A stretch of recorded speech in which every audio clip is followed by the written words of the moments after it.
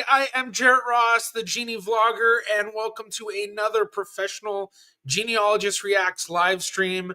We're going to be doing that thing we always do of answering questions and just chatting about genealogy, DNA test history, and all sorts of stuff related to that. So hope everyone is having a good day.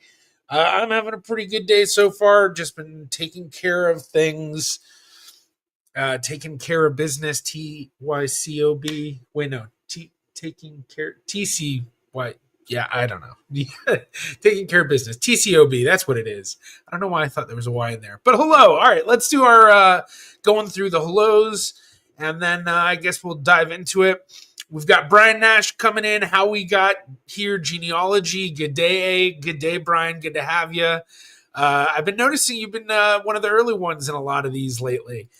Julia Joyce, good evening. I see that Fives a Crowd has done a video about their MyHeritage ethnicity update. Yeah, I saw that as well. I did a reaction to theirs.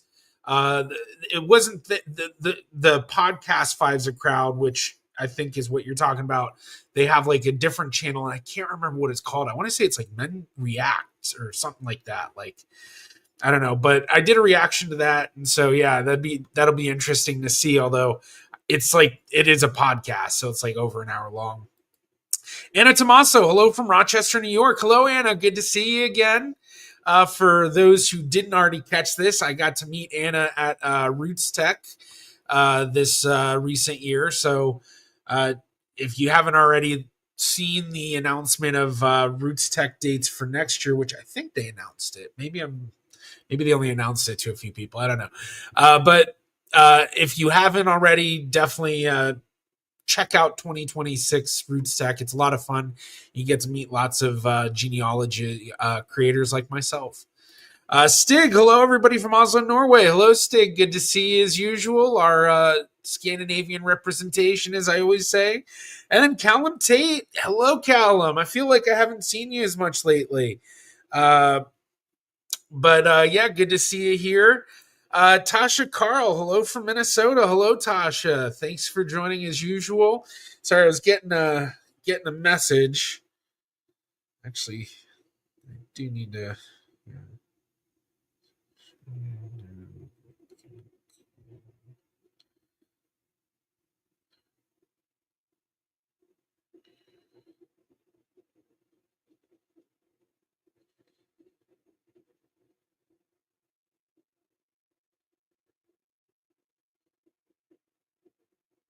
Sorry. Okay. Sending texts. Okay. Karma Gal, hello from Nebraska. Hello, Karma. Always good to see you. We've been seeing over the years a lot of advancement with the stuff with the stuff you've had going on with your genealogy. So that's good to see. And then Nicole Ann, how we got here, genealogy, just subscribe to your channel. Looking forward to checking out your content. And yeah, definitely check out Brian Nash's channel, how we got here, genealogy, especially focusing on Canadian and Scottish ancestry, although I think much more than just that. So maybe he can mention what he does exactly. But I should also mention too, and I guess I might as well send it out. Yeah, there we go. So I do my streams through StreamYard. So if anyone ever wants to try streaming, I just put a thing in where you can sign up for StreamYard and you get a $10 discount. And I think it's an affiliate link for me, so it helps support me too. So if you're looking into getting into things, yeah. Hello, Mom. Coming in from the beach, Brunswick County, North Carolina. Good to see you, Mama. Weaving Scorpion, hi guys, just dropping in to say hi and hope that y'all are all good. About to head for work, so I will have to catch this video later. Take care, everyone. Oh wow, and Weeping Scorpion, you're like in the Faroe Islands, so you do I guess the night shift. So well, good to have you for even just a second, but hope you have a good night of work. Nicole Ann, hello from Albuquerque, New Mexico. Hello, Nicole. And then we have Vicky B. Hello, Vicky. Good to have you. And then Irene coming in from Oak Island in North Carolina. Hey, Irene, good to have you. And Rob, goedenavond, evening. Hope you're doing well. And okay, so they did announce it March 5th to March 7th. Yeah. Oh yeah, Callum. Sorry, I've been busy. Glad to be back for a stream. Yeah, I totally understand. Everyone's busy, so yeah. But good to have you. You know, whenever anyone can drop in. I know it. You know, it varies. People get busy. Adam Buros. Good evening from England. Good evening, Adam. Good to have you. Anna. Anyone in the chat going to NGS 2025? So yeah, NGS 2025 is coming up. I believe it's in Louisville, Kentucky. I'm pretty sure it's somewhere in Kentucky. I was looking at going, and I won't be going to this one. It just didn't really work out with timing and all of that sort of stuff.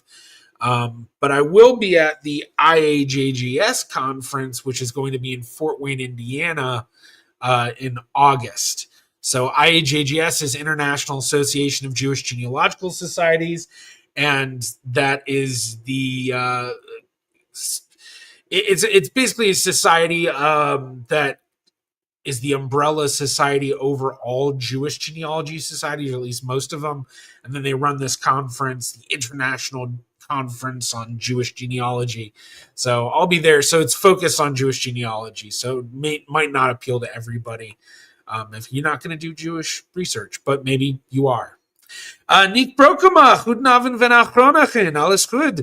Ja, alles goed met mij, met me. Ik hoop that alles goed met jou. How we got here, genealogy. I didn't realize there was a New Brunswick in North Carolina. Yep, New Brunswick, North Carolina. And then Karen S. sending warm regards from Israel. Happy Passover. Yeah, Hag Sameach. Hope happy Passover to you, Karen. Hope you're doing well in Israel. And Rob, doing well. Thank you. Al Shablieft. And Alexandra, a good day from Koblenz, Germany. All right. Well, I think we've caught up on chat so far. No questions really. So I guess Brunswick County. It's not New Brunswick. Yeah. I was like, wait a second. I guess I didn't think of it. But there is there's a New Brunswick New Brunswick, New Jersey. That's what I was thinking. So there's one in New Jersey. So but since no questions so far, I guess I might as well talk about some stuff going on with me genealogy wise. And basically, I've just been going absolutely crazy into the records that have started to become available on JewishGen.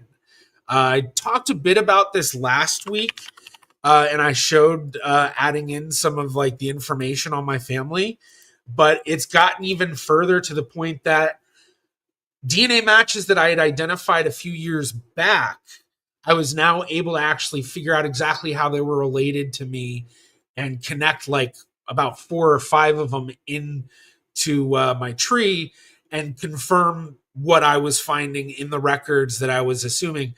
So a lot of this is now like what I've been working on lately has been on my dad's side coming from the town of Tulchin. So I might as well show my tree while I talk about this. And of course, you know, if you have questions, ask questions in chat.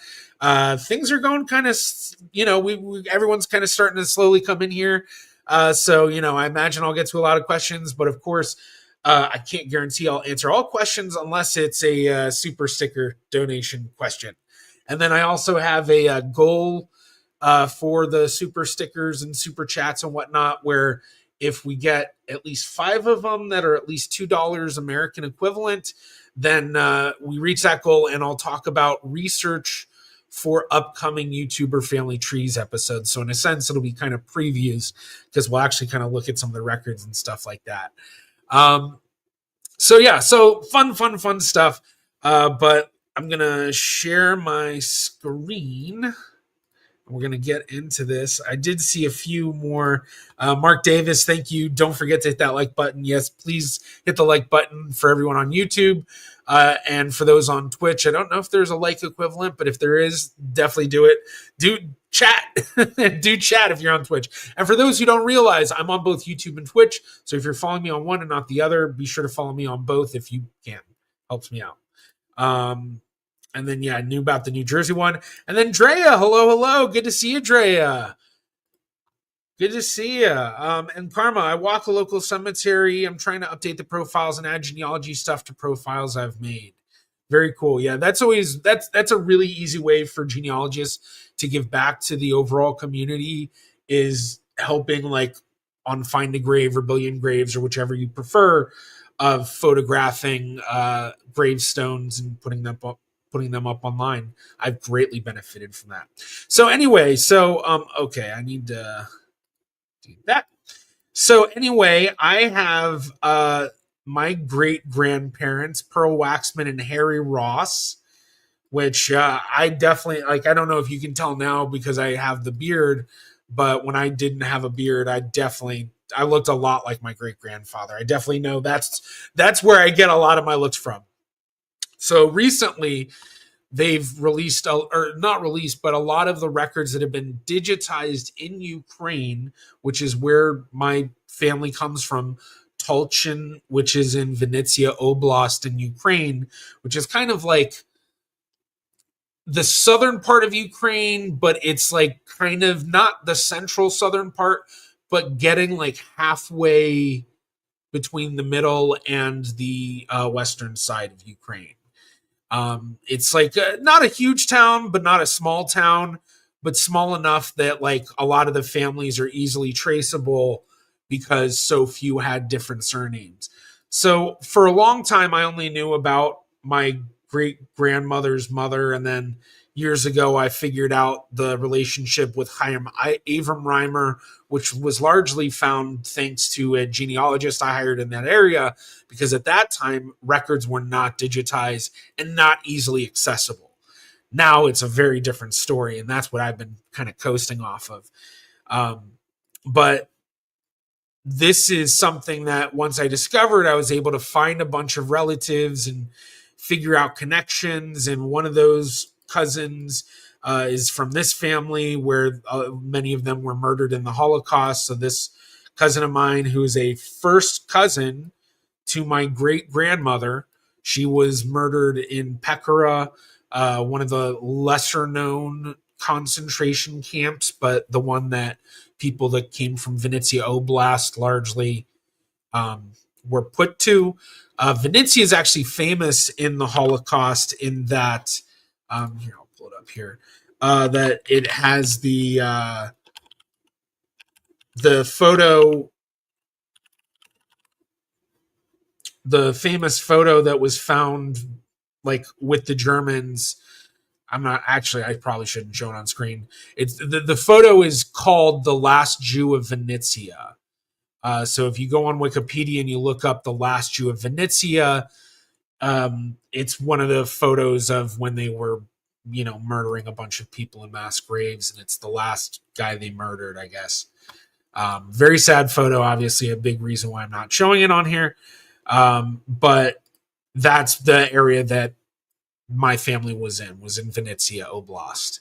Vinnytsia, I think, is a city of itself, like a large city in that area, and Tulchin is like a smaller city. So they came from Tulchin. But anyway, I recently, thanks to a lot of the new records put online, was able to identify that this sibling of my cousin, or this cousin, Krentia, originally I thought her birth record that I had found was this cousin, Kaya. So I've been kind of having to clean stuff up, but thanks to new records being put online, I was able to actually figure out that not only was this another sibling, but find her marriage record, a bunch of birth records for her kids. And then on top of that, this is where I had cut like DNA matches where I'd identified, okay, these are significant matches. I can't find exactly how we're related. And then because I was able to find this, I was able to actually figure out how these DNA matches connected. So that's kind of what I've been doing lately. And that's the power of these DNA tests, is that if I didn't have the DNA, I would have been very questionable about what I was finding. But having the DNA, not only did it make me know that, yes, this is the correct family, because there was a name change of Golden Schlugger to Gold. And I mean, that's a pretty sensible change. But the other thing is like a lot of the family members here, changed their names from Reimer to Reuben. And when I found the records, like when I was looking at the records for these DNA matches, trying to see, okay, well, now that we have these records, can I fit them in? And then I saw that there was this Victor Gold and his wife, who was called Katie Rubin, in a Social Security thing. So the main thing that I've been using for these records is JewishGen.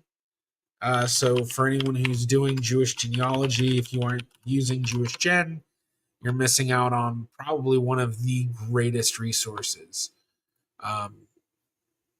So we're gonna log in and bring it up. So this is JewishGen. Yes, thank you, Karen. Rest in peace to all our relatives that were murdered in the Holocaust and all other pogroms. Yes. So as an example, my Reimer family. Now, here's a trick that some people might not know that use JewishGen. A lot of people will put the town under the town option. I do any field. And the reason for this is something that I'd learned years back from another researcher who's since passed. Her name was Phyllis Kramer.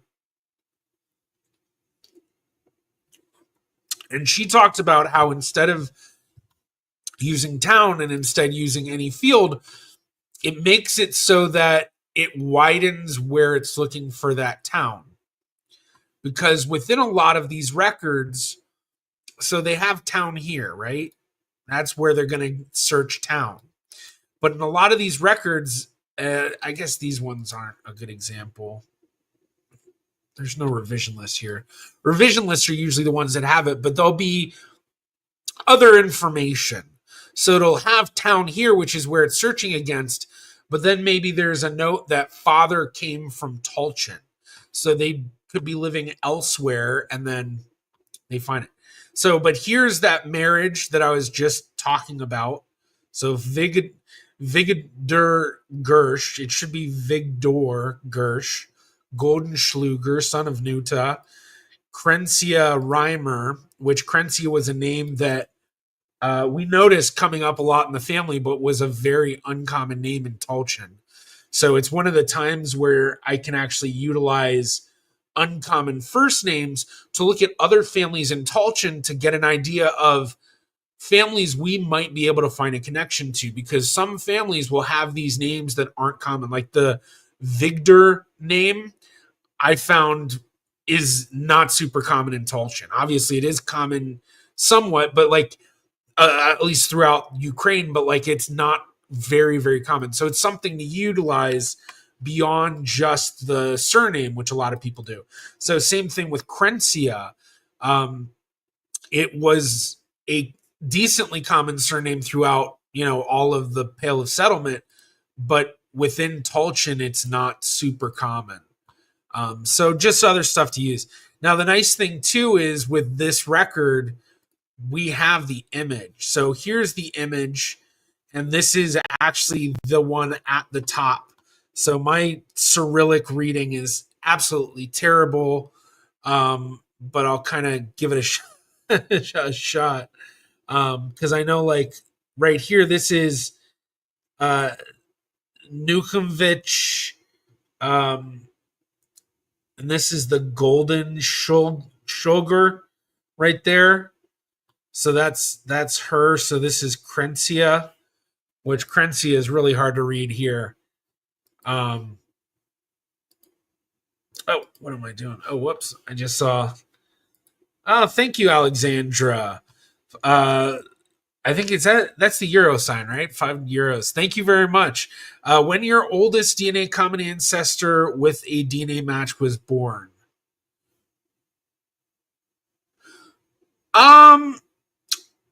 Well, I guess it depends on how specific you want to have that question. So first off, with DNA matches, I have done a lot of DNA testing myself, but I've had my parents do more because it's more important to have them do it, because they both have all the DNA that I have as well as more. So since I have both my parents to test, they're the ones I have on Ancestry. I'm not on Ancestry. They aren't on 23andMe. I'm actually the one in 23andMe. There are a few other relatives on 23andMe. Maybe actually, I never thought about it, but maybe I should get them in 23andMe, just because they're going to match more people than I am, and it's going to be a clearer picture of how people are related, because they're going to be closer related in a sense. But so that's the first question. Are you referring to just any DNA profiles that I manage, like my parents and grandmother, or is it just me specifically? Um, and then I guess, yeah. So I mean, I gotta think about it, because like it's gotta be someone born in the 1700s. Because like, all right, if we look at just my mom's DNA, I have up to her fifth great grandfather, my sixth great grandfather, Jacob Nunes Vaz, who was born in like do I have it up to him? I have to check. I have to check. But it's basically like early 1700s, I would say. But then at the same time, I understand that even though they are DNA matches and we do have the paper trail showing them that they are connected, the DNA that they share could very well be from a completely different way that they're related. Because for one, Jews are endogamous and we come from a Jewish ancestry. Endogamy meaning that everyone within that population was largely having children only with others within that same population. So everyone from that same population that's endogamous will then be related in many ways. So this is something that makes endogamous populations harder to deal with for DNA testing, and DNA matching. So like Jews are a major endogamous population.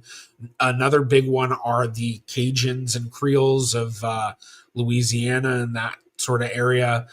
French Canadians as well. I believe Mennonites. Pacific Islanders have some of the worst.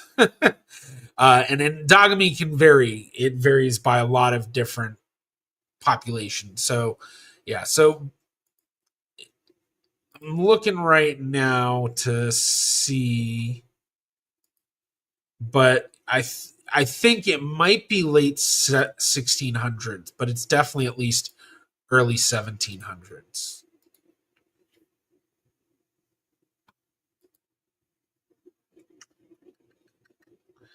Let's see. Okay, yeah. So early 1700s would basically be it. And there's a lot of them. In fact, I think I can show this as long as I don't click on any. So this is to my mom's DNA matches, and this is in through lines. So this is basically ancestors where my mom has matches where those DNA matches all have this same person in their ancestry. So here, Raphael Jacob Nunes Vaz and Simcha Jacob Querido, they're a couple. 1734 to 1802, 1737 to 1810, and there's 30 DNA matches who descend from them. Then from this couple, 41. This couple, 38. This couple, 35. This couple, 15. This couple, 12.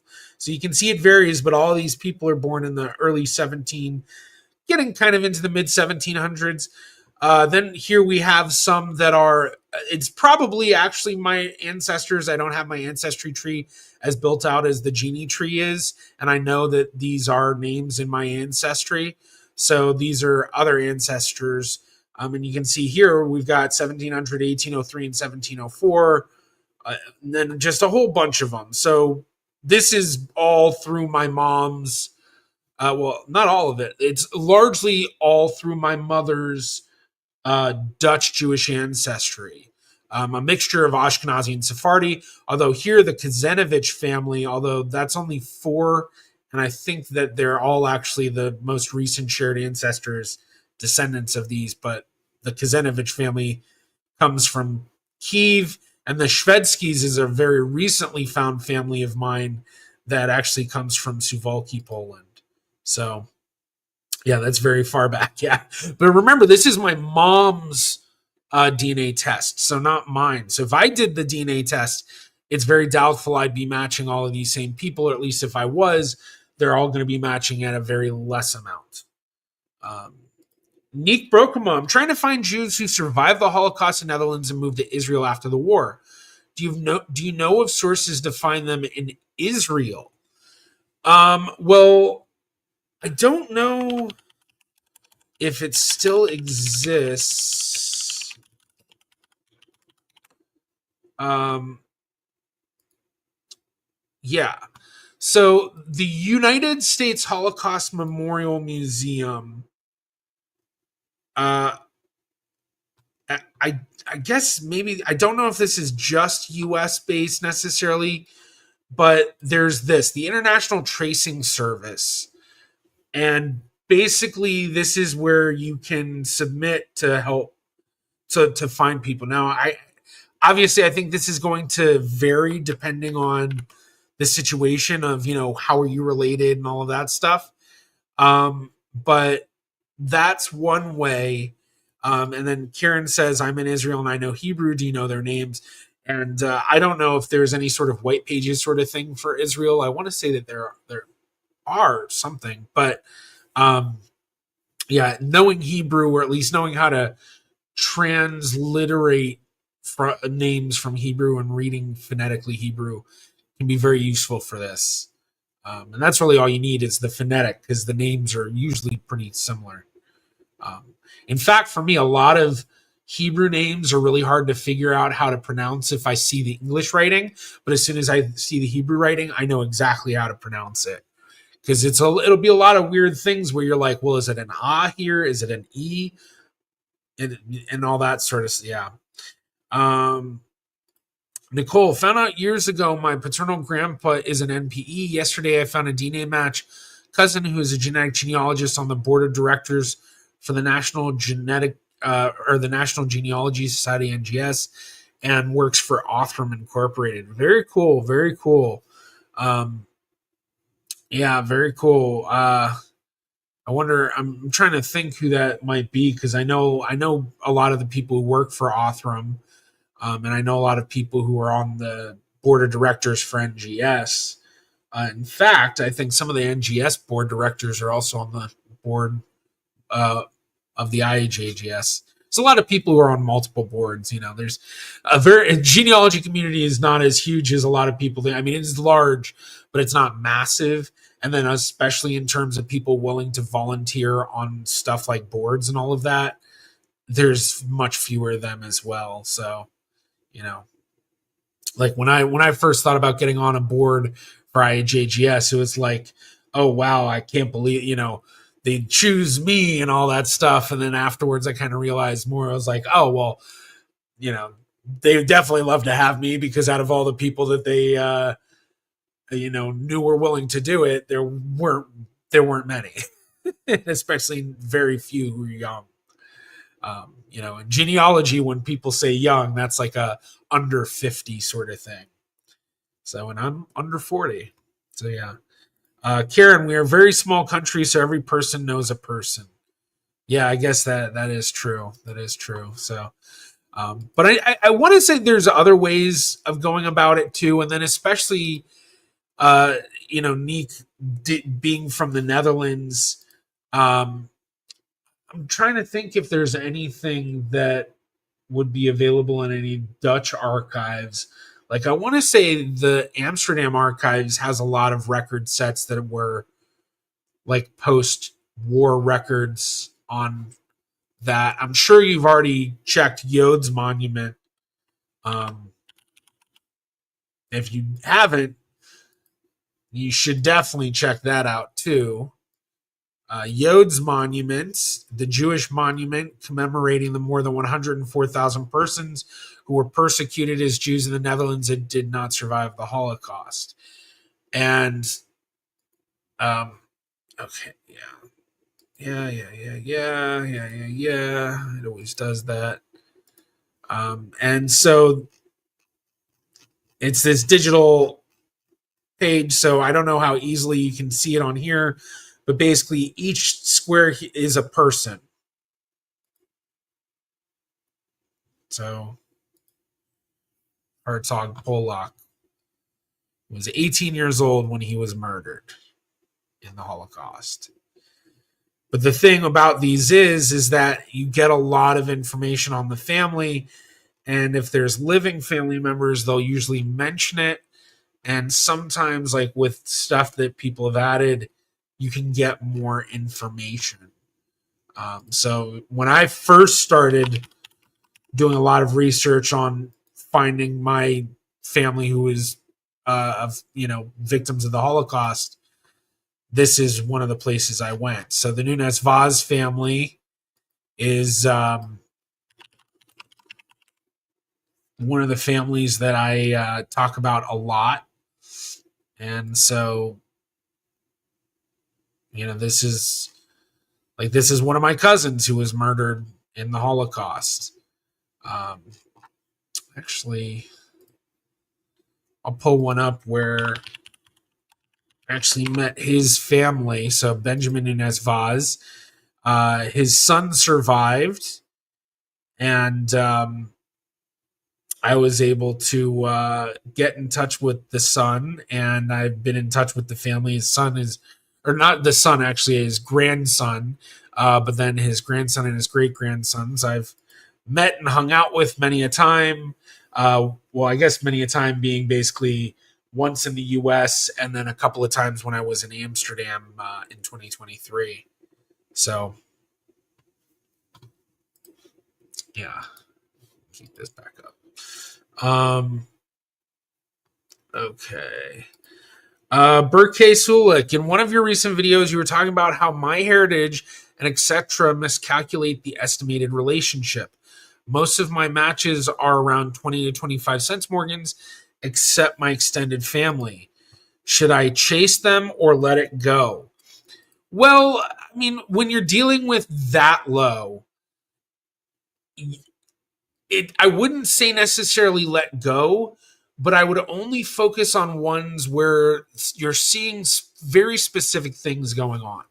So if you're dealing with a match that it's only 20 and 25 centimorgans, if they have only one segment or two shared segments that make up that 20 to 25 centimorgans, then I'd say there's a better confidence of looking into them and them actually being someone you can find out how you're related to. Because that's basically what it's breaking down to, is which DNA matches do you feel are confident enough that if you start doing the research into their family, that you could actually find a connection or have a higher likelihood of finding a connection.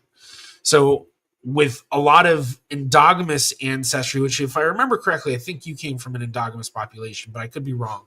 But assuming that you are, then a lot of people who are endogamous will have tons and tons of 20 to 25 centimorgan matches, where in reality, they're getting that small amount because they have a lot of small segments. So basically 4 or 5 different, maybe 6 centimorgan or 7 centimorgan segments, and it's adding up to around that much.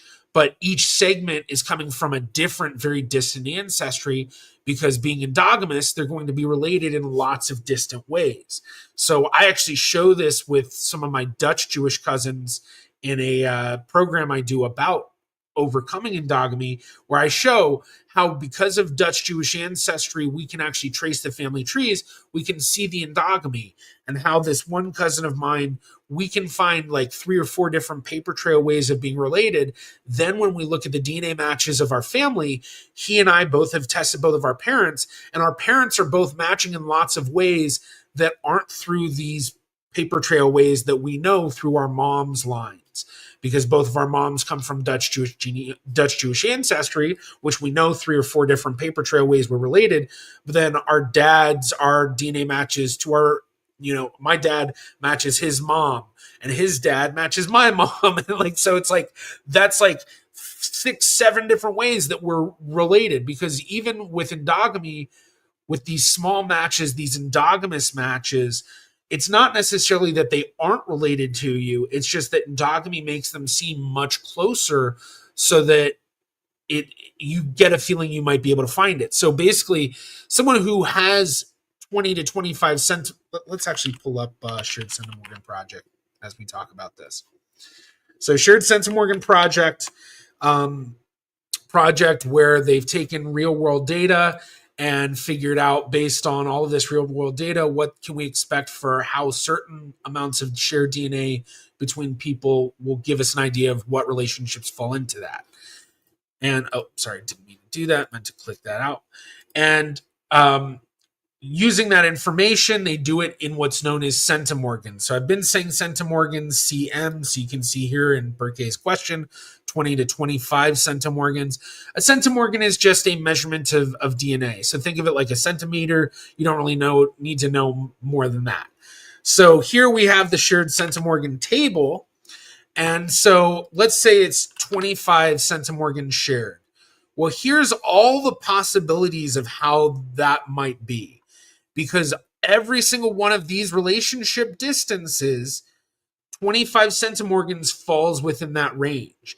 And this is the difficulty of the small DNA amount, or the matches with small amounts of DNA, is that you have a very wide range of what they could be. Look, they could be anywhere from a first cousin 3 times removed all the way down to a fourth cousin 3 times removed. They could be as close as a first cousin, basically, there's a lot of stuff going on, and then you have the half relationships. Now, there are some that are more likely than others, so there's this other table that kind of helps guide you. So these are the most likely of all of the possibilities, but all of these others are still possible. So when you have, this is without endogamy. Add the endogamy part in, and now all of a sudden the possibility could be well beyond. So, I mean, here we have eighth cousins. And so here you can see a histogram with eighth cousins. 25 centimorgans is kind of on the higher end. Usually eighth cousins with confirmed is going to be on the lower end. But dealing with endogamy, it could be your 15th cousin 5 different ways. You just happen to share a single segment of DNA from these different distant relationships. So that's the first difficulty that you're reaching. But what you can do is look at your known matches and look at the shared matches you have with them. So you can do this in Ancestry, you can do this in MyHeritage, and you can kind of do it in 23andMe, but I think they've limited you in how you can do it. But basically what you do is, if you have Ancestry Pro Tools, you do have to pay for that. And then MyHeritage, you do have to have a MyHeritage membership as well. But if you have the comparison, basically what you're doing is you're looking at your known matches and then seeing who are the shared matches you both have. And when you look at them, you can start getting to some of the matches that are in this amount. And here's why. Because let's say one of these cousins is a second cousin of yours. So this second cousin and you have shared great grandparents. So when you look through your shared matches with this second cousin, if you find a match who, let's say, is a 25 centimorgan match to you, but then a 50 centimorgan match to this second cousin of yours, well, that could be indicative of that 25 centimorgan match being a bit more confident. And the reason for this is because when you actually look through the list of your shared matches, you'll notice tons of them where one of you is matching them at maybe 50 plus or something, and the other one is matching at under 20 centimorgans. You'll notice a lot of them are under 20 centimorgans. So from my experience with that, I've noticed that anytime that there's a match where one of us is matching at a over 50 centimorgan match, as long as the other one's matching at least 30 centimorgans or higher, that a lot of times I'm finding that these ones I can actually connect into families. And sometimes these are ones where I'm like, oh, this looks significant. And I look at it and then I realize, oh, this is this other person's kid that I just didn't account for. And this other person is a super significant match. Because that's something that you'll see too if you have multiple generations of family matching. Like I have this one cousin match to my mom where it's a grandparent, a child, and a grandchild. So the grandparent matches my mom at like 180 centimorgans. The child matches my mom at like 80 centimorgans, and then the grandchild matches my mom at 20 centimorgans. And so in just a couple of generations, it went from a 180 centimorgan match to 20. And that's just what happens with DNA inheritance, is that as DNA recombines with each generation, you're all getting different stuff. And so it can quickly change what's being shared between two people. So hopefully all of that makes sense. Hopefully that makes sense. So basically, should you chase them? Maybe. Just look at, first of all, check the segments, see, that's always a helpful guide, because if it's breaking down to a lot of small segments, not as good. Like a lot of Jewish genealogists will say that you want an average segment size of like 10 centimorgans to 12 centimorgans. Basically meaning if you have a 25 centimorgan match and it's across two segments, well, that's a average segment size of 12.5, because 25 divided by 2 is 12.5. But if you have 25 over 5 segments, well, that means that it's an average of 5 centimorgans a segment. And that's not very good. So that's also a helpful way, especially with going through not the low, like 20-25 matches, but kind of the more, 40-50 centimorgan matches. But then the more helpful way is obviously doing the shared match thing. So looking at those matches that how you're related. And the more distant those matches are, the better it can be. And if you're coming from an endogamous population, if those matches of yours don't have as much of that endogamous population, that can be super helpful. So as an example, I have a lot of second cousins where they're only like 25% Jewish, because really only one grandparent of theirs was Jewish and the rest of their grandparents weren't. Well, that means that I don't have to worry about endogamy as much, because they only have the endogamy through that one grandparent's line, not all of the other ones. So yeah, hopefully, yeah. Okay. Vicky, I found a relative's grave and new info. They were born in Birmingham, UK, died in Wisconsin, USA. Very cool. Very cool. Neek, oh yeah, you were answering about who went to Israel. And then, okay, Nicole, she is/was on the board of directors for Florida State Genealogy Society and Flagler County Historical Society, if that helps you in maybe figuring out if you know her. She also specializes in Latin American.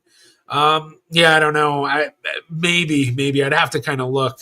It's hard to remember who serves on every what, because basically, like I said, there's kind of like, a select amount of people within the genealogy community who are willing to do all the volunteer stuff or work and all this. And so, a lot of us get to know each other pretty decently, but it's hard to remember who does everything what. I feel like a lot of people can remember stuff like, what I do, or bloggers or other, basically people where our face is much more out there, as opposed to a lot of people that are kind of down more in the trenches of stuff, like on board of directors and things, which is a big part of it too. Okay, Burke, my family has a very mixed ancestry. They're from distinct parts of Turkey, and some are from Crimea, but recently I have discovered endogamy in one of the branches. Okay, yeah. So when it comes to endogamy, like I said, if you're the person, or I guess I didn't say this exactly, but like I was saying, with people that only have one small side of their family that's from an endogamous population.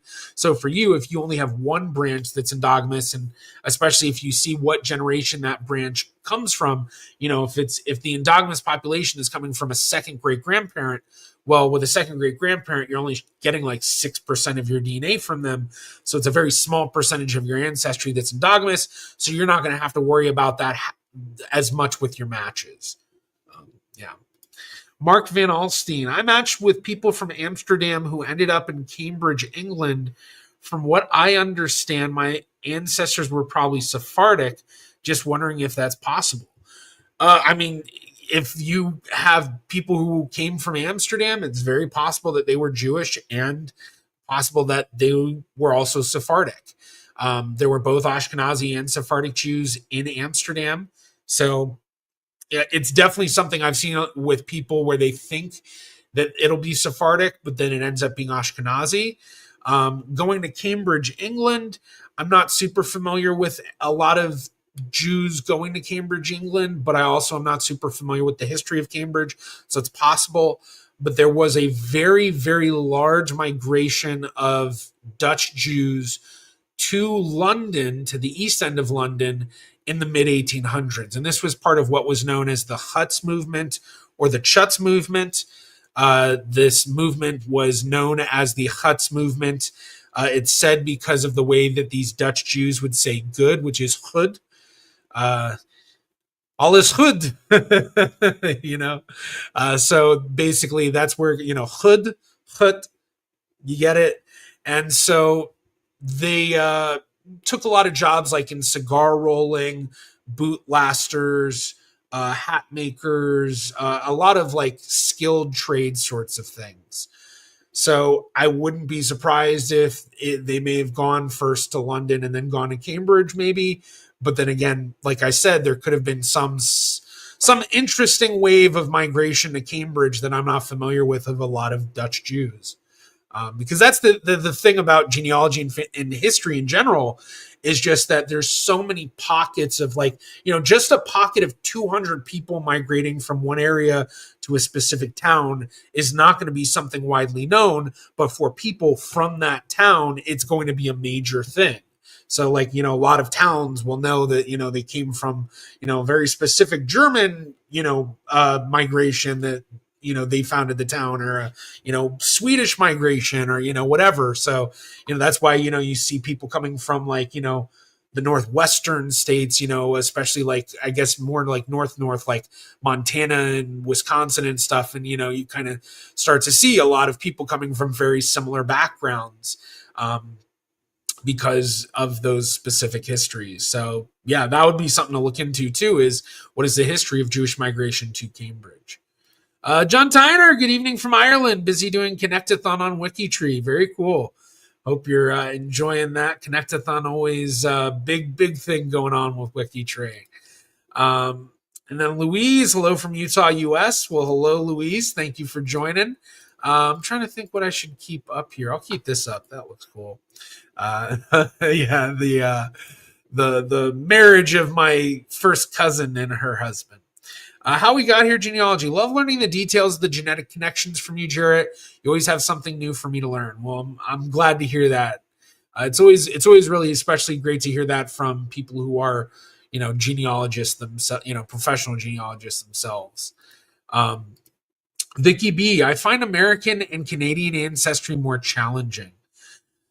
I guess it depends on which American or Canadian ancestry you're talking about. But yeah, I mean, I feel like genealogy difficulty varies so much. And you can have some states where one county is super easy to research and the next county over is ridiculously difficult.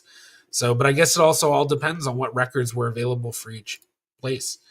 Matt Potter, I found now that I've had both my parents tested and one grandparent that for distant matches, I have slightly more centimorgans than them for matches we both have. I guess due to sample quality / algorithm. Yeah, that is part of it. The other thing to consider too is when you took the test. So if you took the test years ago, the microchip that they used may have been an older version, and so you have if your parents tested more recently, your grandparents tested more recently, and then these matches tested more recently, but you tested earlier, then they may all have new DNA that they all had tested, but you didn't have tested, and thus you're not going to match on that. So I think 23andMe, they are pretty open about this. You see the V2, the V3, the V4 chip, the V5 chip. I think there's a V6 chip. I can't remember if they've gotten a V7. I don't know. Maybe someone wants to comment if they know. But for some people, I think you have to pay. If you've done V3 chips, I think you have to pay to get the most updated chip. So these are what's known as a microarray chip, microarray SNP chip, microarray SNP testing, or SNP arrays, sometimes what it's called. The most well-known in the genealogy community, and I believe kind of the main one that most genealogy companies use, is this company, Illumina. So They're constantly coming out with new microarray chips. You can see there's all sorts of different ones. And basically the big difference is the number of markers that they have the ability to test. So let's make this bigger. So the majority of genealogy SNP microarray chips are usually testing around 700,000 SNPs, or number of markers. SNPs are, if we want to get fancy, single nucleotide polymorphisms, which is basically just a fancy way of saying a very specific spot on your genome that we consistently see a change, a morphism, a polymorphism. So one of the nucleotides. So if what is, I'm trying to think of the terminology. Why can't, it's like literally escaping my mind right now. Yeah, we expect variation at a specific spot. So yeah, so we can see here with this chip, it's doing 1,185,000 markers. This one, 244,000. And so then we can see that there's different ones for different types of uses. So whole genome analysis is going to be a lot. So here we go. So over 700. Yeah, that's actually a low amount. Because whole genome. Oh yeah. So it's not just for for humans. It's obviously for other stuff too. Let's see, genotyping.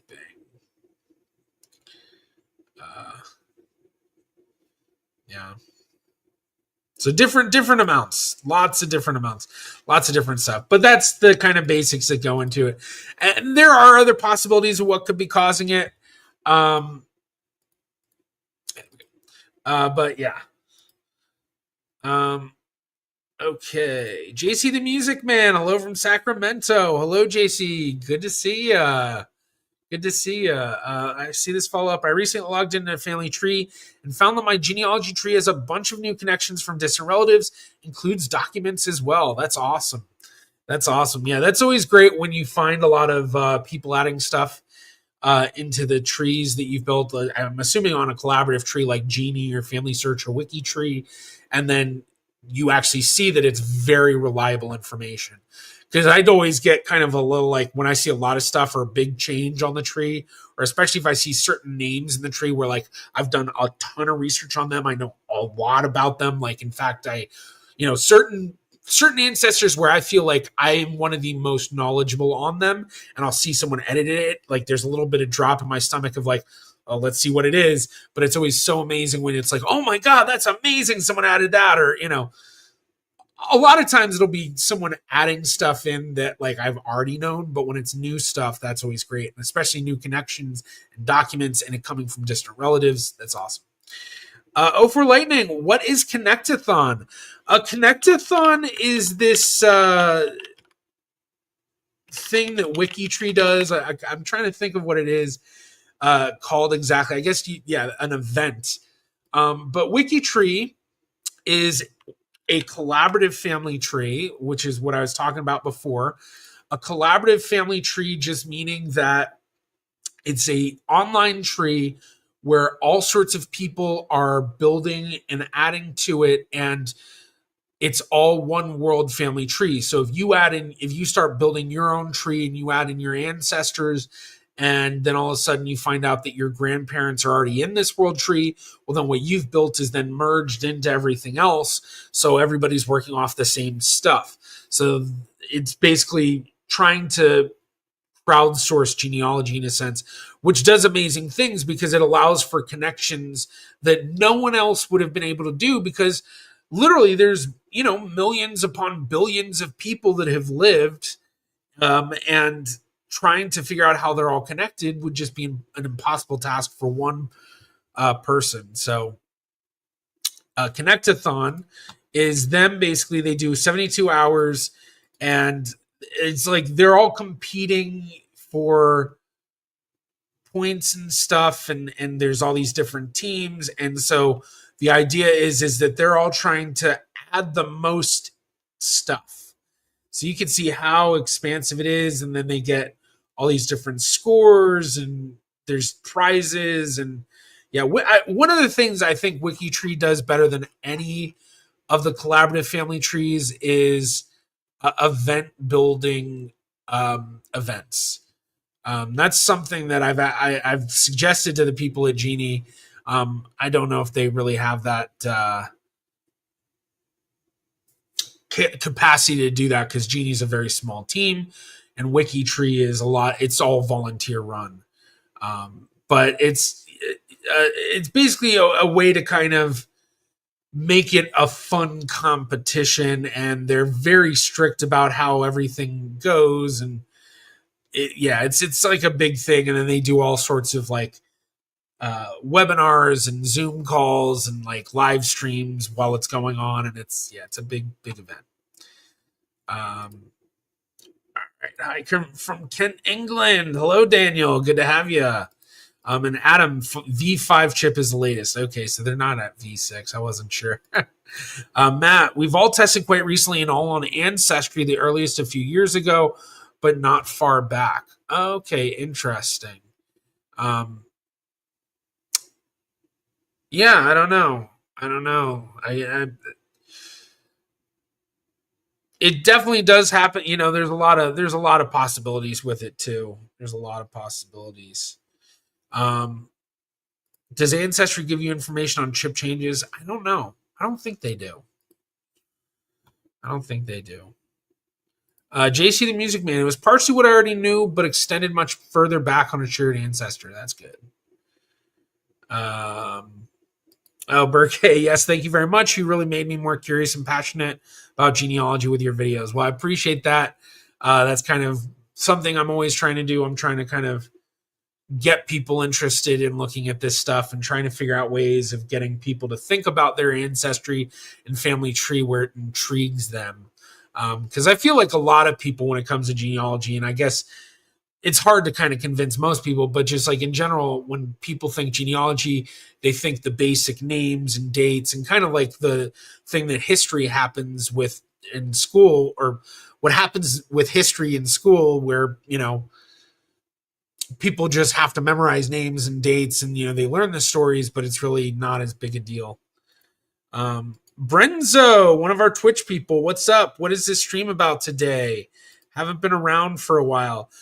Just chatting genealogy, DNA testing, all that, answering questions, and all that fun stuff. So if you have any questions, let me know. 04 Lightning Fan, gamified genealogy. I guess if you're talking about Wiki or Connectathon, definitely. I mean, I know a lot of people will talk about gamifying genealogy in a very negative sense because of the whole thing with Find a Grave, where I think the gamification of Find a Grave has been a negative in a lot of ways. But I also think that gamifying can be very useful. And I think WikiTree does a really good job of it. So, Diana, thanks to you, I'm starting to figure out my ancestors. I'm adopted, found baptism record for my great-great-grandmother in Sicily. Awesome. That's awesome to hear, Diana. I'm very, very glad to hear that that's helping you out. And hope you're able to discover a lot. Sounds like if you're already up to great-great-grandmother in Sicily, you're doing well. Brosif, thank you for the $1.99. My FTDNA Y haplogroup came up EY6940 from Moselle. Interesting. Let's take a look. EY6940. We'll take a look at the Y full tree. So a 1500 year before present one. That's actually pretty good. And there's a lot of descendants down here. A lot of testers. Like a lot of subclades. Like this is a really well researched haplogroup. So interesting. I wonder where did you test? Because this is the type of haplogroup where doing a big Y DNA test is probably super helpful. Because you do big Y test and you're going to be able to really figure out where you're at. Because I mean, if you look at this, like Like for a lot of people, having a subclade that defined 1500 years before present, that's pretty good. But then to have all of these other subclades where it's a lot of them that are, I mean, to most recent common ancestor, that's even a better focus. 500 years before present, 500, 1000, 300, 650, 650, 950, 500, 550. Oh, wow, look at this one, 50. So that means that these two people probably share like a grandfather or great grandfather or something like that. And then this person shares something more distant. But basically, when you see a lot of these where it's falling within what I like to call the genealogical time range, so I guess it'll vary depending on ancestral group, but what's the time window where you have a high probability of being able to trace your genealogy that far? And for me, for a lot of these, I want to say it's usually, or for a lot of populations, it's usually 200 to 300 years is kind of the general range. Obviously, there's a lot of them where it's much less than that. So it seems like a lot of these, I mean, it's Eastern European countries. Trying to see if it's Eastern European or if it's Eastern European Jewish. Okay, so we have Yiddish. So definitely at least a Yiddish. So this, I'm pretty sure this is this is a Jewish. So this is a Jewish haplogroup. It looks like. So with a Jewish haplogroup, it's a little bit more difficult. But assuming like an Ashkenazi ancestry, probably trace back maybe 200 years pretty confidently. Or at least I guess maybe 150 years.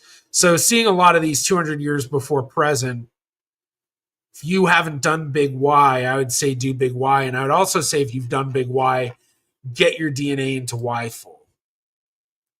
Definitely get it into Y-fold. It does cost money, but very worthwhile. Whole other big thing of people to match against. Janet Schoenmeyer. I just sent away for my mtDNA test from Family Tree DNA. That's awesome. Yeah, the mtDNA is always good to do because it just gives you a whole another set of data, and especially with the Million Mito project that's been going on lately, where they're really revamping the mitochondrial DNA matching and trying to learn a lot more that they're getting into with it. Julia Joyce, what's the lowdown on degrees of separation on WikiTree at the moment? I'm 27 steps from Gary Oldman. Yeah, I don't know. I haven't checked mine in a while, but the degrees of separation on WikiTree is basically just because it's a collaborative tree and it's a world tree, they're able to actually find all these distant connections. So as an example, it's because of Genie I was able to identify that match between Mr. Beat and Matt Baker from Useful Charts through the Whitcomb family.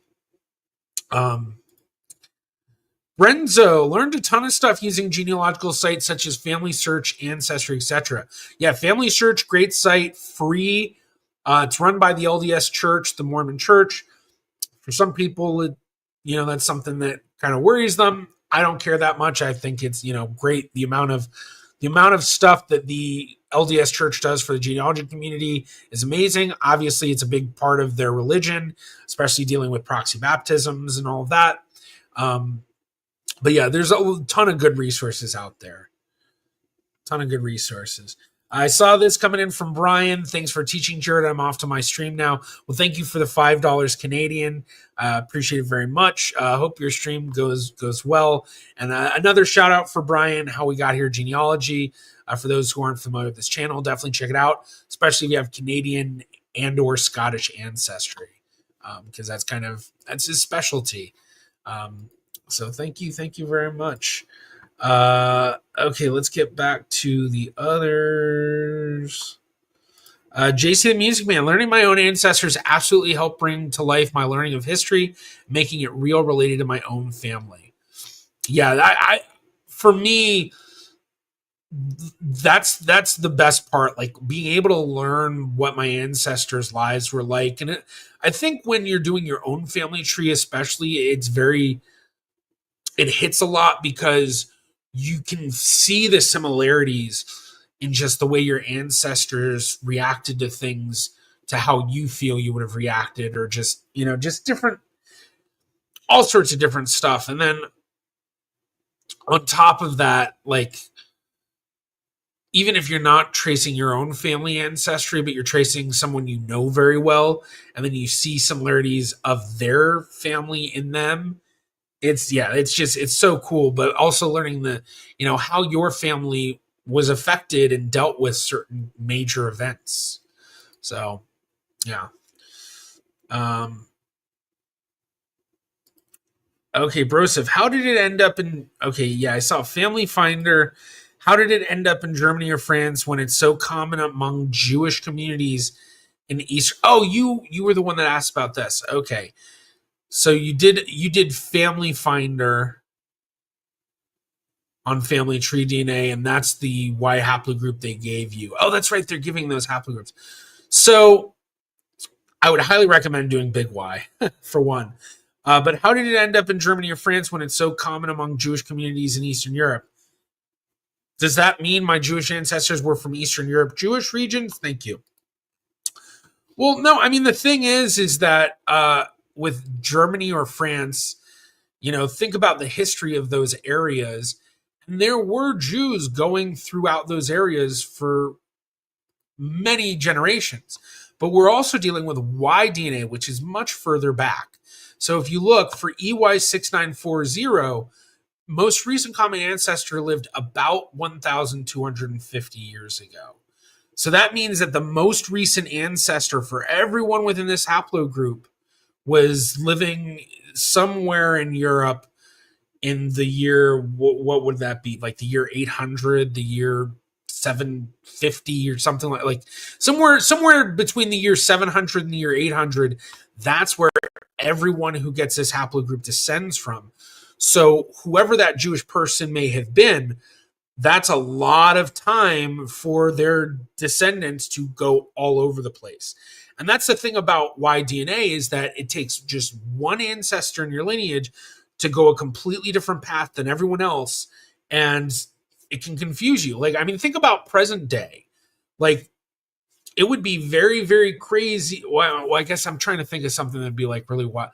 Like, it'd be really, really unusual for someone from like some white European ancestor person from Minnesota to move to like the most remote village of Africa, marry one of the women from a local African tribe, and then have children with her. And then all of those children, like, imagine, like, he does that. Then all of those children, all of his sons have his Y DNA, and then all their sons have that Y DNA. And, he's the only white man that goes and enters that village and does that for, hundreds of years. But then hundreds of years in the future, as long as that Y DNA lineage stayed on with males having males, then they're going to find people with that haplogroup, that guy's haplogroup, in that area. And so that's the thing about history, is that there have been people who are outliers about, what we know of general migration paths for all the time. But like, then what we're talking about with you, well, that's actually that makes sense. Knowing the history of Jews in Europe, especially Ashkenazi Jews, the Eastern European Jews, and then a lot of the Jews in Germany and France and all that, like the Ashkenazi Jews all have a shared ancestry amongst each other. And so it really does make a lot of sense. So the thing that's going to really help you out a bit more is doing that big Y DNA.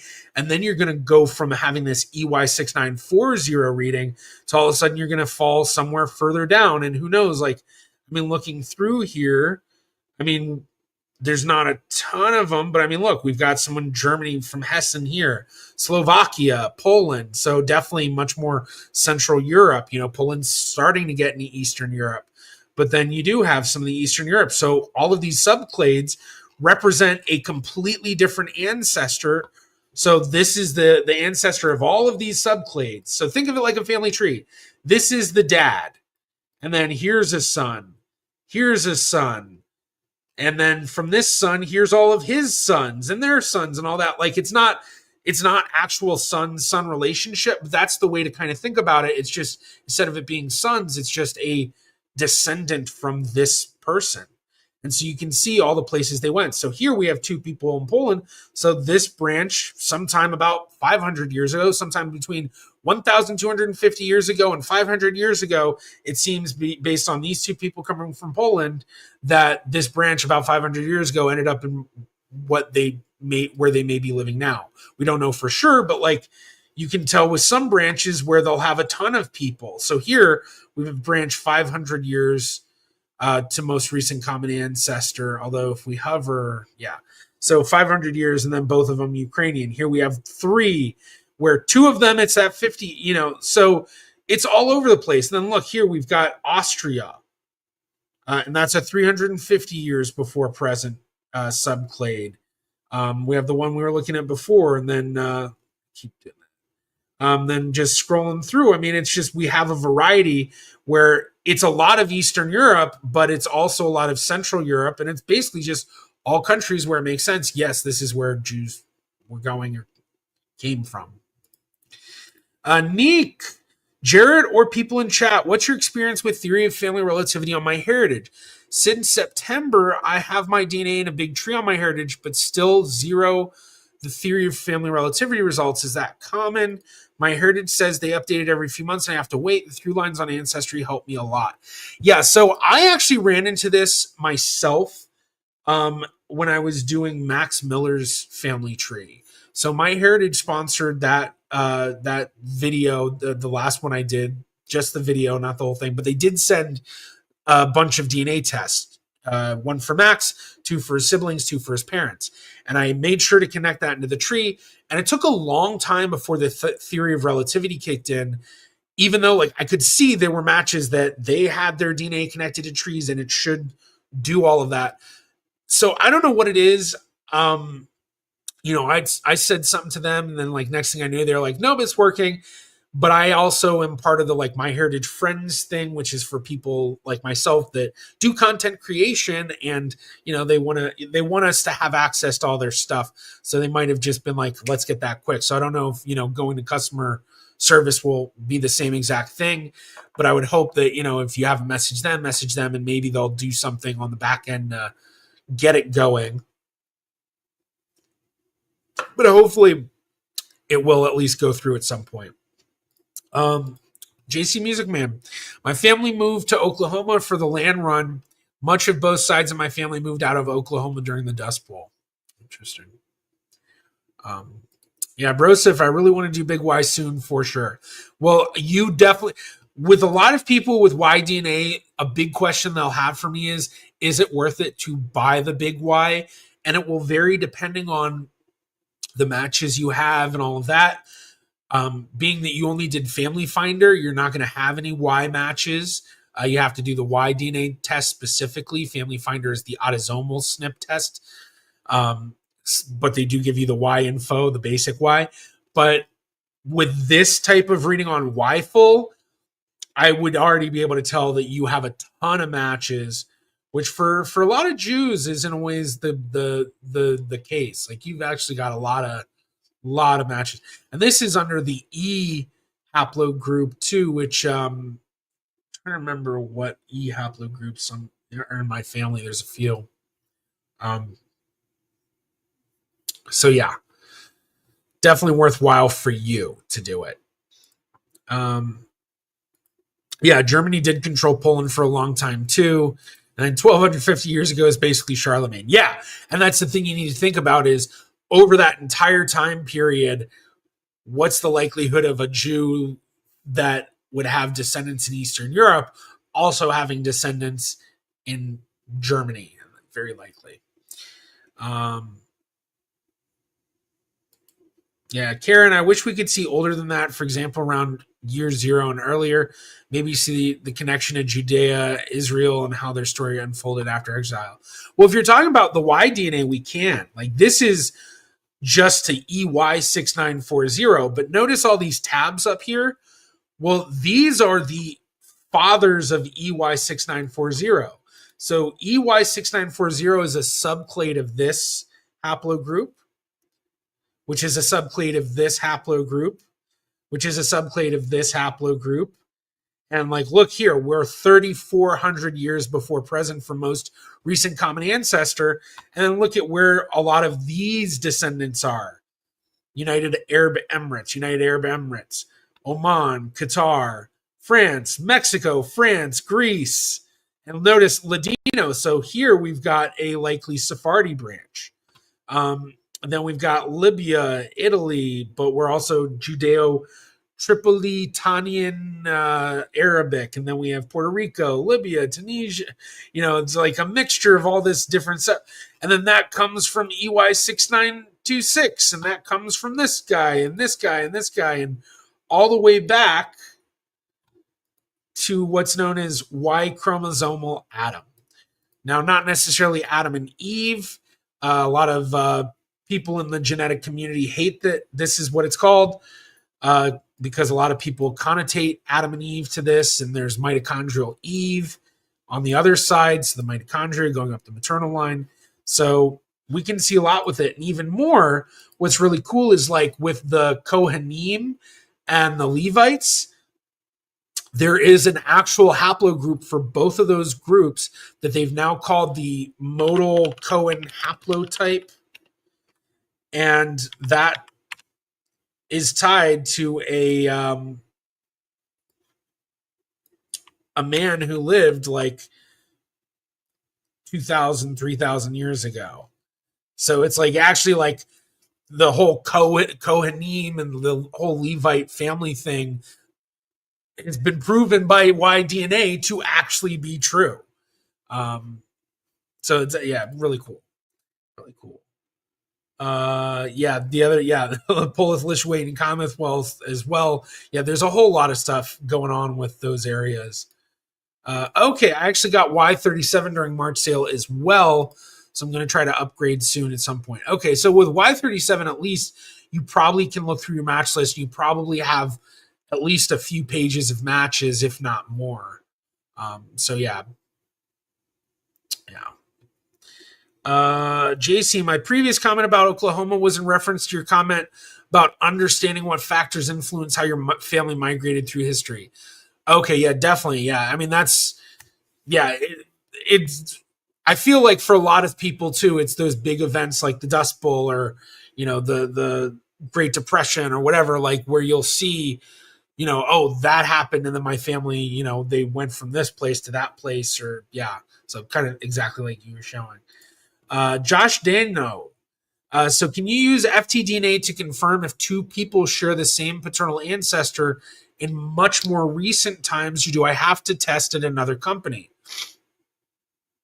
So the answer depends on a few things. First of all, much more recent times, how recent? If it's within a 300-year relationship, I guess honestly more of a 200-year. I see. Okay, like for example, the paternal ancestor of a former president of the Philippines, where I'm from, was confirmed by DNA testing a few years ago. Okay, so yeah, so if it's like, so if this former president, if you think that they're like a second or third cousin or fourth cousin to you, then an autosomal DNA test could prove that. So you could do it on family tree DNA, Ancestry, whatever. Now, the further back that connection is, the less likely you'll be able to do that through autosomal DNA testing. So like Ancestry, family tree DNA's Family Finder, MyHeritage, all of that. So like if you think that the former president is like your 10th cousin, an autosomal DNA test is not going to be useful. I'd say anything past fifth cousin, you really lose a lot of confidence, I guess you could say. But if this, let's say this former president of the Philippines and your relationship is purely paternal, basically meaning you trace your father's father's father's father and his father's father's father's father, and you will have a common paternal ancestor through those purely paternal lines, then it doesn't matter how far back it goes.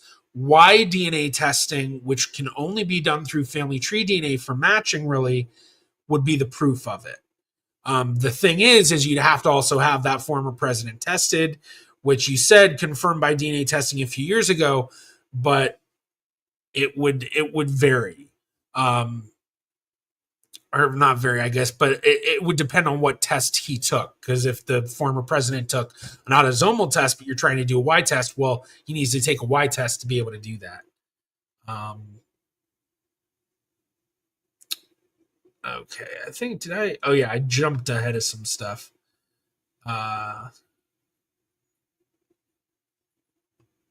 Okay, Sam, I found out that I'm Ethiopian Jewish. Welcome to the family. To whom may I contact? Please, anyone can advise. Not sure what you're looking for to contact, but yeah, I mean, I don't know. If you're looking for resources for Ethiopian Jewish ancestry, I've never really looked into that, but let's see if there's anything on Family Search. That's a place I would look.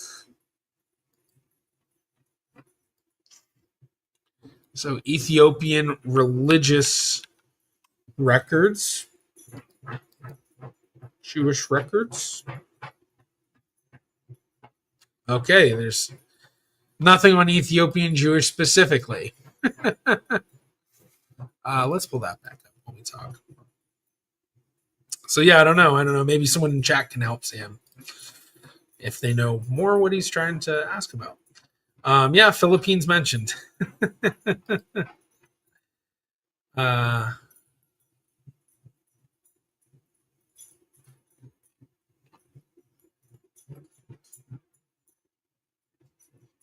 Let's see. Where?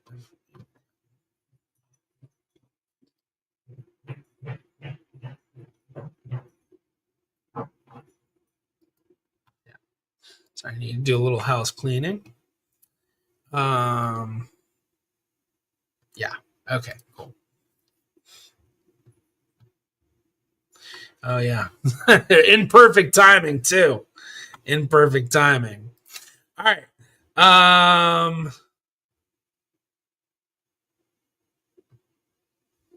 Let's see. Okay, cool. I was thinking 1800s. The president was Sergio Osmeña. He had a Chinese paternal haplogroup, while mine is actually RZ295. Okay, yeah, but that, I mean, if you're going by Y DNA only, but you might be related through a non-paternal line, non-purely paternal line, then not going to help. Josh Daniel, it was a grandson of the former president who took the test, I think, because he died in 1970s. Okay. Yeah. Okay. JC the Music Man, I watched the Swedish show on IGG, recommended. Great example of how it can help solve crimes. I need a better, more complete profile. Yeah.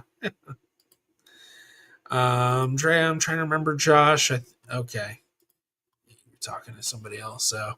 Yeah, I don't know if anyone else noticed on YouTube that one troll in the stream, but was able to catch him real quick.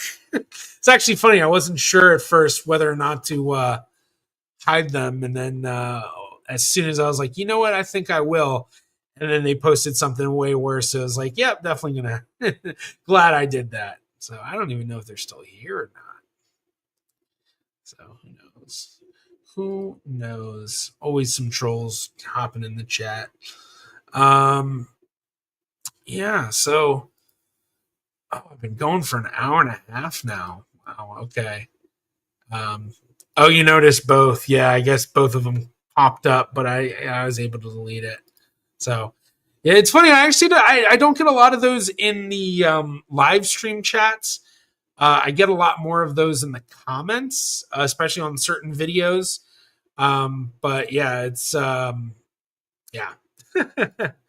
Drea, that was a cool video. If you've not seen that one, Jared, it was maybe a year ago by the Filipino Genealogy channel.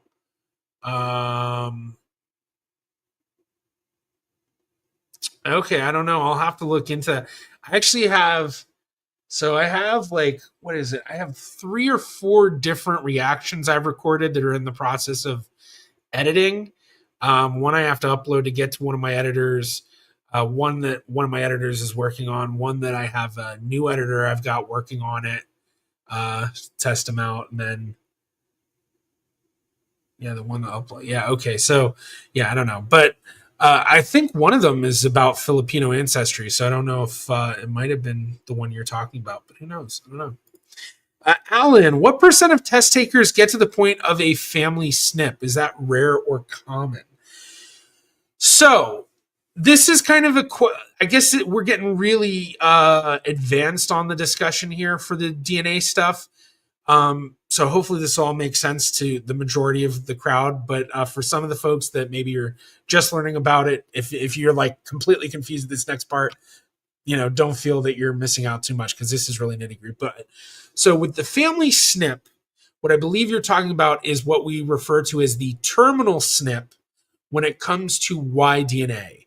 So I mentioned it earlier in the stream, but assuming there's a lot of new people in the stream, a SNP is what's known as a single nucleotide polymorphism. So a single one nucleotide, like a nucleotide ACT or G, polymorphism, basically meaning at that specific nucleotide, that specific spot on the genome, we expect a variation from the standard.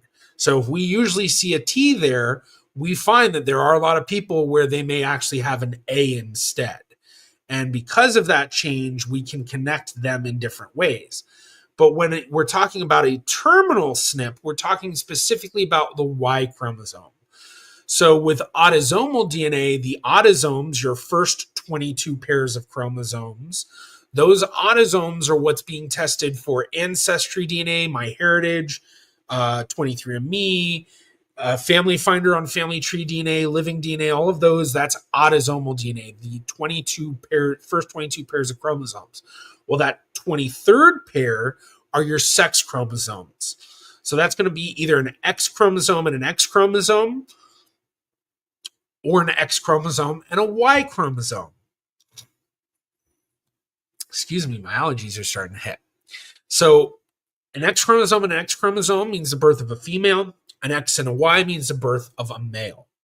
And when we look at the Y chromosome, that is inherited from father to son. So only males will have that. And on top of that, the inheritance from father to son, there's very little the mutation is slow. So I think what I've heard is there's basically a mutation every 5 births or so. So if you think about it, where there's 5 generations, where each generation there's only one son born, the possibility of there being a mutation in all of those is only there's only a 1 in 5 possibility. So we'd probably see maybe in one generation mutation. It's actually really interesting because we can actually tell when there's times of great prosperity, because then you see a lot of mutations happening fast. Because if there's one mutation for about every 5 sons born, and there's a guy who has 10 sons born to him because he's very prosperous and able to have 10 sons, well, that's 2 possibilities just in that one generation of there being a new mutation, and that being in each son. And then if there is a mutation, all of the descendants, all the male descendants of that will have that specific mutation as well. And so that mutation is what we call the terminal SNP. So a specific spot on the Y chromosome, a SNP, where there's a mutation in that one generation, and then all the descendants will have that SNP. So if we have someone do a Y-DNA test and they have that terminal SNP, we know that they have to descend from that guy. So that's one of the things that a lot of people hope to get with in Y-DNA testing is that, like, let's say you do a DNA test and your dad does DNA test, and you see that you both match exactly. So there was no mutation between you and your dad. Then you're able to get your dad's brother to do a DNA test, a Y-DNA test. And then it turns out that, well, your dad's brother has actually a mutation. And so that mutation had to have happened in the brother. And so that brother's mutation is a terminal SNP that your first cousin would have. But then your grandfather is the origin, like his terminal, the SNP that defines you, your father and your uncle would be the terminal SNP from the older generation. So if you're able to get like your first cousins and your second cousins and third cousins and fourth cousins to all do big Y DNA tests, you can actually figure out the specific terminal SNPs for specific male family members. So in terms of the percent of test takers that get to that point, which I believe this is what you're asking, I don't know the answer. I don't think there's any data on how many people have done that, but I'm pretty sure that it's one of those things that a good amount of people have been able to do. Or I guess I don't know. I can't even really say, because I feel like it's probably not actually a ton of people that have been able to do that. Because for one, it costs a lot of money. Oh, I'm about to sneeze.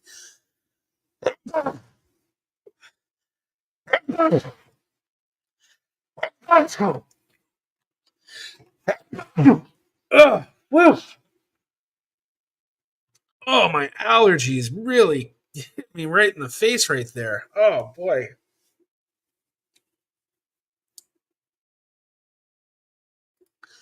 Woo. Oh. Oh, excuse me. Excuse me.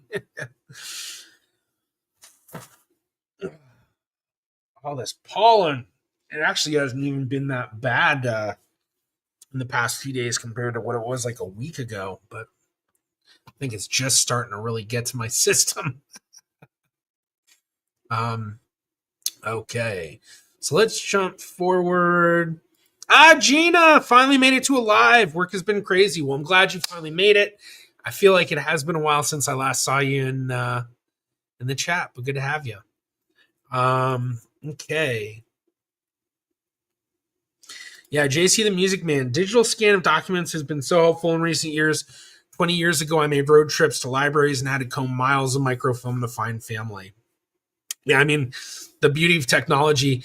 And I've actually kind of wondered, like, when microfilm and microfiche first came out, I wonder if there was like a large contingency of researchers that, like, when it came out, there's like, I remember back in my day that I had to go and find the actual book. And now these people have this technology where they, it's like, I don't think a lot of people have that like sentiment as much nowadays, but I know for years, especially when I was first getting into genealogy, like really obsessively in like the early 2010s, I heard that a lot. And I still hear that from people a good amount, but like a lot of older genealogists that are like, back in my day, I had to deal with all the microfilm and all the, all that stuff.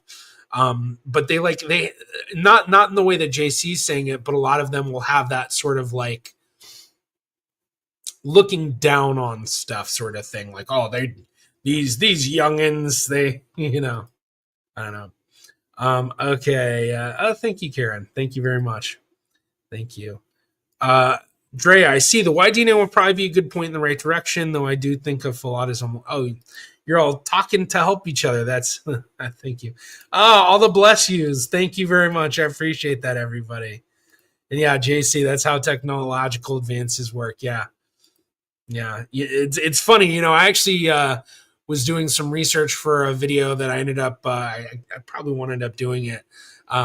But part of the research, I was basically kind of talking about like the history of, or my thought was it would be a video about the history of like how people were really scared of like stuff. And this was kind of coming off the whole 23andMe thing with all the people fear mongering and stuff. And so part of my thought was like, oh, well, I'll go through all this stuff that, nowadays we all use all the time and know it's nothing to worry about. But back when it first came out, everyone was so scared. And so I was going to talk about like microwaves when they first came out. There was like all these people saying, we need to get rid of them and it's going to cause cancer and radiation, blah, blah. And now it's proven very well. No, that's not the case. And then the other one, like when cell phones came out, and like all the stuff that people said, oh, this is what's going to happen. And all, and it's like, oh yeah, well, doesn't seem to be the case. So, yeah, I don't think I'll end up doing that video though. It's kind of a lot of research, I was like, I don't know. Maybe I will one day. Drea, there's one specific microfilm in an archive in Singapore of all places. And I'm so hoping it ends up getting digitized one day because when am I going to get to Singapore? LMAO. Yeah. Yeah, exactly. Like places where it's super hard to get to, like these records, this record I have on screen. I mean, if I tried to get this record 10 years ago, it would have required me either hiring someone in Ukraine to go and hopefully find this book and record, or going myself. And now it's easily accessible online, very easily accessible. So, all right. Oh, that scared my dogs. They both like, what? I think with that, I'm going to end it, especially because I keep feeling a little nose tickles, and I'm guessing I might be sneezing a bit more soon. But I appreciate everybody. I did see this quick question. I'm Argentine, took my heritage results from V.95, whereas V.25, even though it doubled the ethnicities. How could that be the case? Oh, okay, I totally kind of misread that in my quickness. So this is just an admixture thing. They just changed the way they were reading stuff, and it doesn't always make things better necessarily or more accurate to what you know of your family tree. So, hopefully as time goes on, they'll get more accurate with things as they learn more and more. But yeah, it can throw stuff off. But all right. Yeah, thank you everybody. Yes, happy Passover, Hag Sameach to all of you. Although I'm sure a lot of you are like, what does that mean? But basically, happy Passover, and then I'll be on here next Friday, so I guess I'll give the happy Easter then when it's actually closer to Easter. But thank you everyone for joining today. I always appreciate it. Always great to have such a great crowd of people. And next week we'll figure out what we're doing on the main channel. But you all have a great weekend. I am Jarrett Ross, the Genie Vlogger, and I am out.